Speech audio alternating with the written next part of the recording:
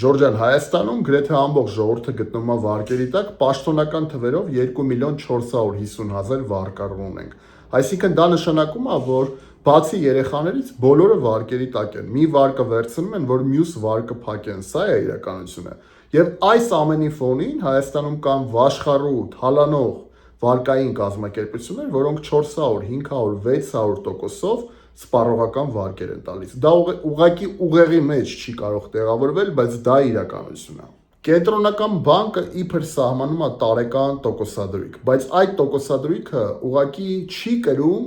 որևէ պարտադիր բնույթ եւ վարկային կազմակերպությունները, որոնք պատկանում են սրան, նրան, այն օլիգարխին, այս օլիգարխին, իրանք ինչ ուզում, ինչ տոկոս ուզեն սահմանում են եւ պետությունը դա որևէ կերպով չի արգելում, չի վերահսկում, արդյունքում ժողովուրդը, ամբողջ ժողովուրդը դառնում է գերի այդ կազմակերպությունների, որպեսզի միլիարդները իրանք ավելի կրկնապատկեն այդ վարկային կազմակերպությունների տերերը։ Քիչ են հարուստ, ավելի են հարստանում խեղճ ժողովրդի հաշվին, տանելով մարդկանց տները, վերջին տանիքը, վերջին գույքը, վերջին մեքենան, քամելով մարդկանց։ Դա ուղղակի վաշխառություն է, դա ուղղակի թալան է եւ պետությունը պարտավոր է պաշտպանել իր քաղաքացուն։ Ժորժան, ես որպես հանուն սոցիալական արդարության կուսակցության նախագահ Արման Ղուկասյանս հետեւյալն եմ ուզում, որ լինի։ Պետք է իջնեն վարկային տոկոսադրույքները մեր երկրում, պետք է այդ բարձր տոկոսադրույքների բոլոր տույժ ու տուգանքները չեղարկվեն եւ նաեւ մարդկանց հնարավորություն տան վերավարկավորել իրենց վարկերը։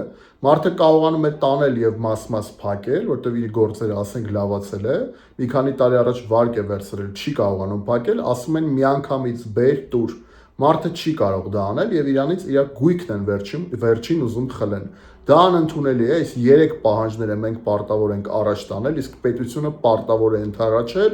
եւ ախորժակը զսպել այդ գերշահույթ ստացող ընկերությունների։ Եվ խոսքը չի վերաբերվում միայն վարկային տոկոսադրույքներին, որոնք տալիս են այդ կազմակերպությունները, այլ նաեւ խոսքը վերաբերվում է բոլորին, այսինքն նաեւ բանկերին եւ վարկային տոկոսադրույքները պետք է իջնի մեր երկրում։ Մենք պետք է պայքարենք, Ժորժան, գրեք մեկնաբանություններում, դուք ինչ եք կարծում եւ բաժանորդագրվեք իմեջին։